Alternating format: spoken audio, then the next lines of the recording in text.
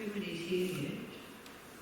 So, because I have an announcement about food, but so we're waiting until everybody's here, or we see if they will come or not. And in the meantime, we're looking at the questions. Could you please speak a little about women in Buddhism? Well, yeah, women. Yeah, I don't know, the role of women, well, again, it's cultural, so slowly, also Eastern people come along, and like the nuns now, they can also do this professor exam, which is called Geshe exam. They can do the studies. They could do the studies even like 20 years ago when I was there, but they couldn't do the exam. So it's Geshe Kelsang Wangmo, who will be coming very soon, who is the first female Geshe. On top of it, she's from Germany and she's a Westerner. So, but many others now kind of followed her. Me as a Western woman amongst Western monastics or Western Sangha, I never felt any discrimination because we're not used to it. Yeah, but then it's a difficult topic because also if you have old nuns and you ask them to be the same, to have the same rights as the monks, they would feel terribly embarrassed, like Asian nuns. If you tell them you've been ordained for many years, you go and sit in front, they would like to sit in front. So it's, it's slowly changing. I don't know if this answers the question, I hope so. Because from my personal experience, I never felt discriminated or being disadvantaged because I'm a woman, from my personal experience. But yeah, there is, culture, like, there was, in Europe 100 years ago, here 100 years ago, still now, in Muslim countries, still now, maybe between, maybe very religious people still now, so it's not right, and it's not what the Buddha said, but it's like, to have power is very tempting to then take it and abuse of it. This is, like if you look at Thai monks, they meet with just wearing robes, it doesn't matter who you are. You meet with so much devotion and respect and all this. So I don't know how I would deal with this. I don't know if I would be realized enough to deal with this in a good way. I have no idea. So sometimes this is not very good, just to be respected just because you have robes. And then if you're asking about vows, like can you be a fully ordained nun in the Tibetan tradition? No, not yet. But nobody has anything against it if you go to another tradition to get your full set of vows, which I did. So many others. Also, it's coming more and more, like also the other traditions like the Vietnamese and the Chinese in Taiwan, they are quite willing to give us these vows because they don't exist in the Tibetan tradition, and they're very helpful. So because the vows come from the Buddha, they're not coming from Tibetans, so like that.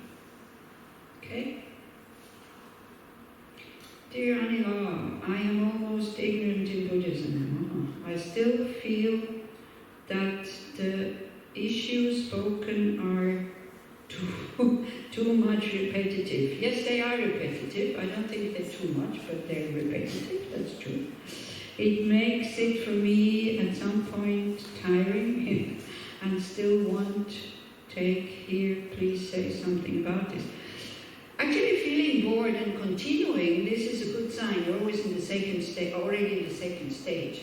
Because if you feel like still very excited to hear these things and you go, wow, this is very true and this is fantastic and all this, then, there is a lot of attachment and it feels pleasant because the mind likes new things like that.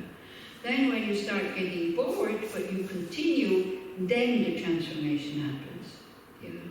But it's true, there's also one hindrance which is called being fed up with Dharma teachings.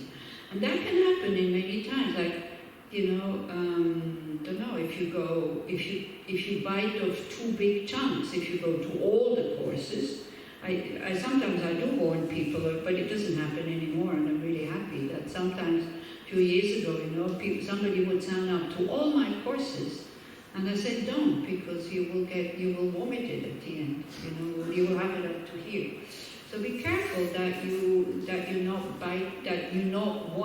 to do everything, and also to understand you don't have to feel good when you listen to Dharma teachings. It doesn't have to feel pleasant. That's just only what we think. Because the first time you hear it, because it makes so much sense, and maybe it has never been put together in such a way, so then you're very happy to hear it. You're very happy to hear kind of your own views being confirmed. But then, because our mind is very fickle and it wants to be entertained, and then, then it gets boring, but that's okay. This is okay. I mean, I don't feel bored. And I'm doing this in 30 years, always the same thing. Because why? Because I see that I still behave in a different way of what I'm saying. But I see the truth in this, but not everybody. You see, this also has to do a lot with karma, with like what you bring into the courses from before. So this is what I said. If you have resistance, it's better to leave than to force yourself to stay here, because you create the mind that is being blocked to receive it. So actually also, as this is why also, like in Asia, they were quite restrictive, like not everybody was admitted to these teachings. So they had these rules. Don't teach to people who don't show respect. Don't teach to people who are lying down. Don't teach to people who come with weapons into the Gompa. Don't teach to people who are sitting higher than you, and all these kinds of things.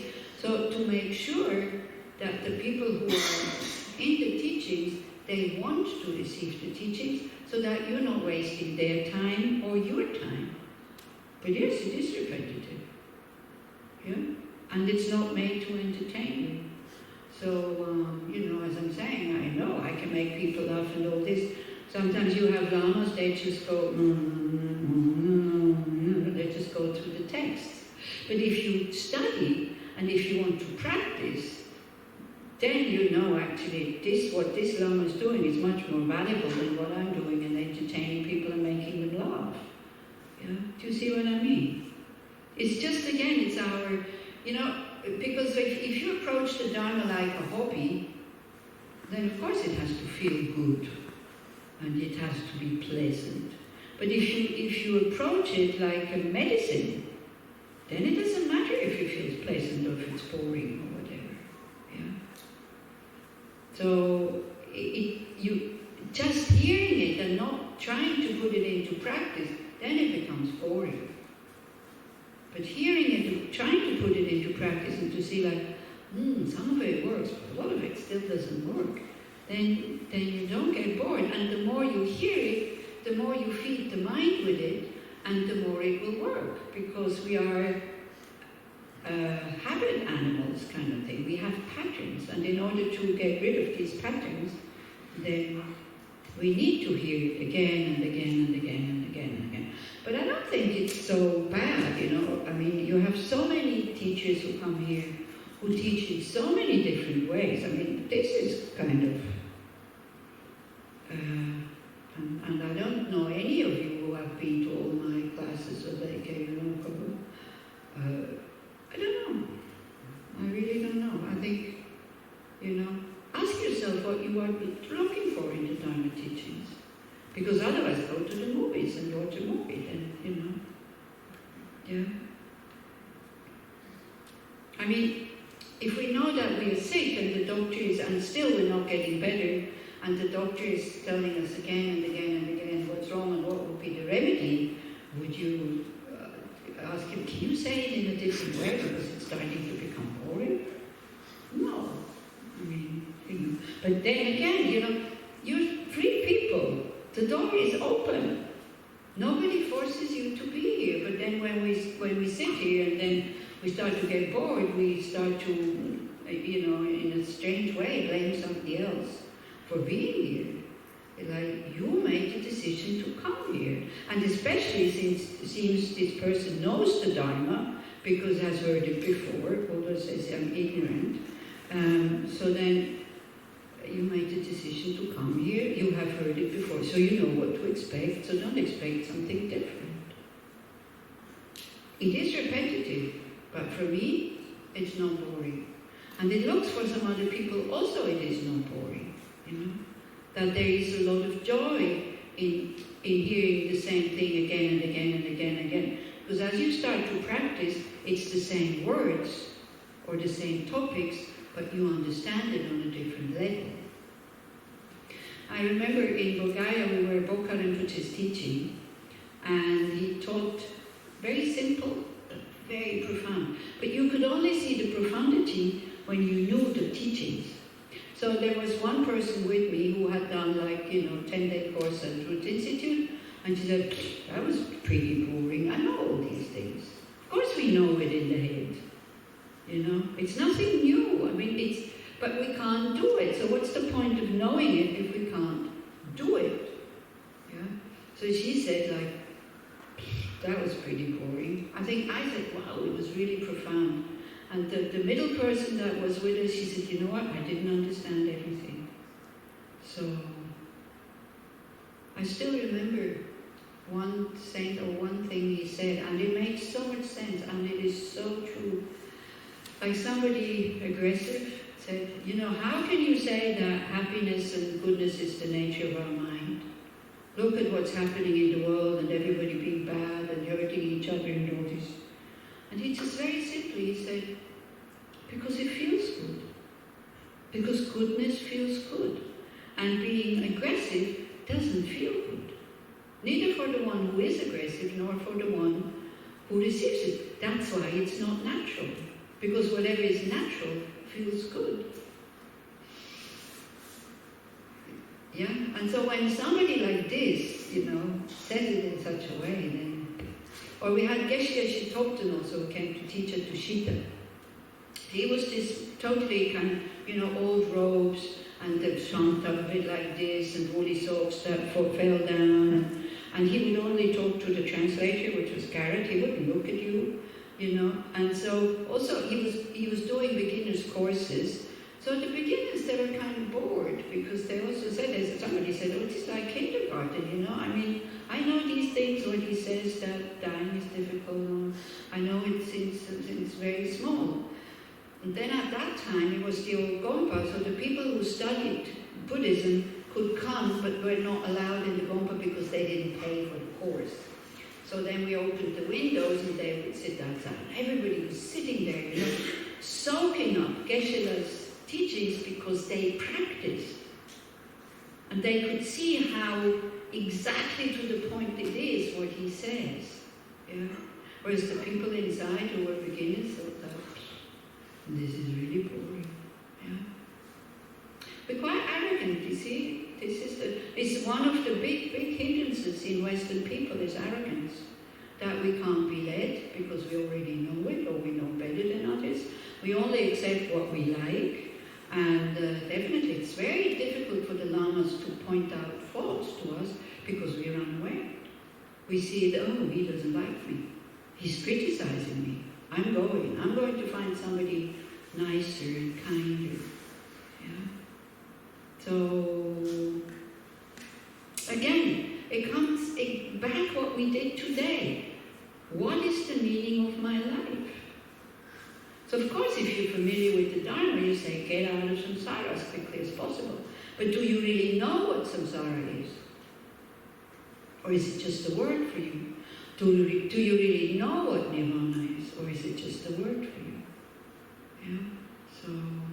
So the way you go on about this is you hear the teachings, you think about them, and if it seems to make sense to you, then you sit down and do all these reflections again and again and again and again.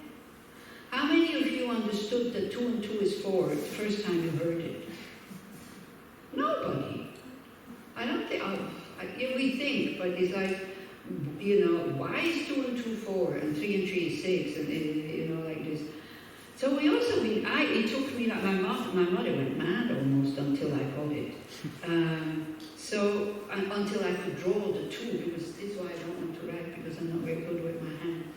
So it is like, it takes a long time, to understand these things. But then it goes from here, it goes to here, and then it's not, actually for me, then it's not I'm saying, oh, I don't need to go anymore because now I have it here. Then the more I hear, when I have it here, the happier I get.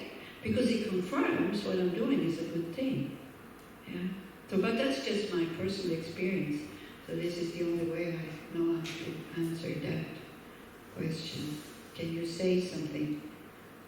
Please say something about this. He doesn't, he or she, I'm not quite sure, at some point tiring and still want to take here. Or if you make up your mind, do you want to listen or don't you want to listen? I mean, yeah. See, if you're really hungry, it doesn't mean what kind of food you're being given. But if you're already full, so they also have these 3 cups to put the Dharma in, to pour the Dharma in, right? So 1 cup is upside down, nothing goes in anywhere. So of course it's boring. If you don't really want to learn, you don't really want to attain enlightenment, then it's like you don't even want to be happy somehow. You don't want to transform anything, you don't want to have these methods, then of course it becomes boring. Yeah? Then, that's the upside down cup. Then the other one is the cup that is leaking. Many of us, we know what's being talked about. It goes in and it goes out again, like holes. And then is the cup that is contaminated, that you come to Dharma teachings for the wrong reasons.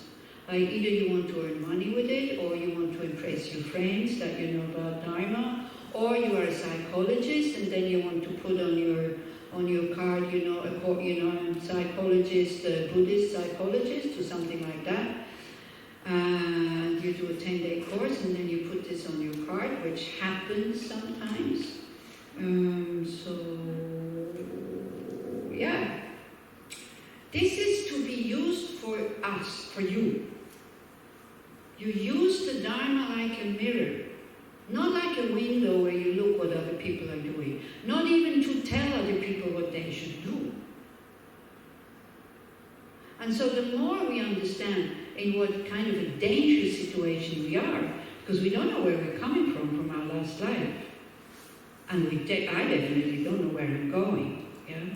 So the lower states, they're like being in a prison where you have no freedoms, because it's pain and hunger and thirst and aggression and chaos and ISIS all the time, and it's like that's it. It's like living in the middle of it. You have no freedom to practice. You have no freedom to sit and work on your mind.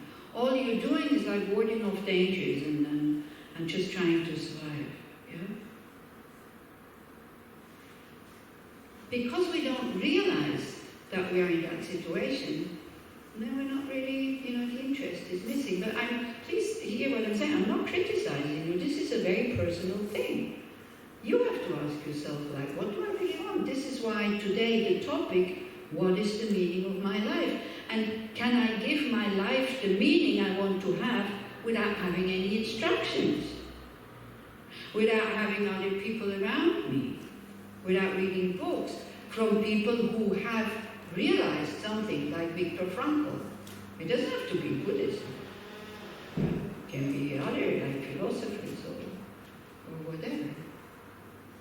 But you see, this is why they talk about worldly concerns. Yeah? If we bring these worldly interests into the Dharma kind of study, which is being very happy when we have comfort, when we have a good reputation, when we have gain, and when we are not being, and when we are praised. Okay? So if you do it for that reason, or if you do it in order to ward off pain, to ward off loss, to ward off bad reputation, and to ward off criticism, if you do it for that, for this life, you become the contaminated cup.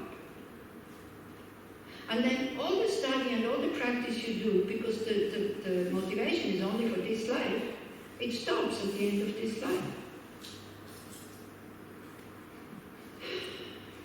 Yeah, so I'm sorry that I make you feel bored. I'm really sorry, but this is it. But don't forget, yeah, I mean, if you feel that you don't want to continue, I mean, I don't want to force anybody to be here. I don't want to manipulate anybody into wanting to be here. You don't want to be here? You go home. Yeah? You kind of figure out what you put in the box there, and then because you spent some nights and you had some food, and also maybe you got some teachings that maybe are worth something, and then no big deal, you go home. Don't force yourself to these things. You can't force the mind to practice Dharma. Okay. But the more joy there is by thinking, maybe at the moment I don't need this, but maybe at another moment it will become very valuable. So see, what we are giving you, I know it's a lot, and I know that you're tired, but this is what I said, we're just giving you an overview. So it's not so much, that you need to come away from here totally rested and totally well. My purpose is that you come away from here with your suitcase, with your first aid kit full, so that then you know how to use these tools, or at least you know which book to take where you can look it up. Yeah, this is why I'm doing this. If you want to be rested and peaceful, then we put some music and some nice light. We let you lie down, and then you just meditate on compassion. That's very nice. But you go out of here, and then the car kind of comes very close, and it honks, and the whole thing is closed again. Yeah. You see, this is why you have to be so clear what you want. Because when you know what you want, you will see, this is not the right place here. But if you don't know what you want, and you think you will find out what you want by listening to me, you will not. What is the purpose of my human life? It's to be happy, as simple as that. Do I know how to be happy when things around me are getting bad? Do I actually know to be happy when things are good? We don't even know that. This is why, if you think that your neighbors are the cause for your unhappiness, go on top of a mountain where nobody's there for about a month. No neighbors. You have enough food. You have something to cook, and you just sit, and you don't know what to do. You'll get unhappy very quickly. No books, no instructions, or the little that you know now. And you go with this now to retreat. The Dalai Lama say, don't do that, because don't give away these things. Sometimes Westerners, they get so enthusiastic, and they want to give away everything they own, and then go to the top of the mountain, and then they start sitting there. Then they don't know what to do because they haven't practiced, they don't have instructions. And then they come back down, they have given away all their possessions, and then they blame Buddhism for being poor.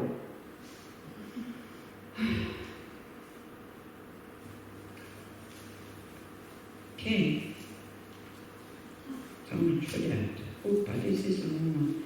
When I have a bad thought, how can I change it in that moment? Well, it depends what you call a bad thought, I don't know. This maybe has to be a personal discussion here. What you call a bad thought, I don't know. Is it the thought, go to hell? Then you go, good thing that it was just a thought.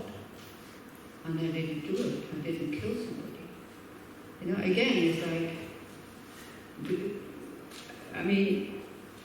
these things come, but they're just thoughts. Don't give them too much importance. The more you give them importance and you want to push them away, the stronger they become. When you relax, the key word is really relax and smile. And have some humor. Wow, look at my thoughts. Aren't they shitty?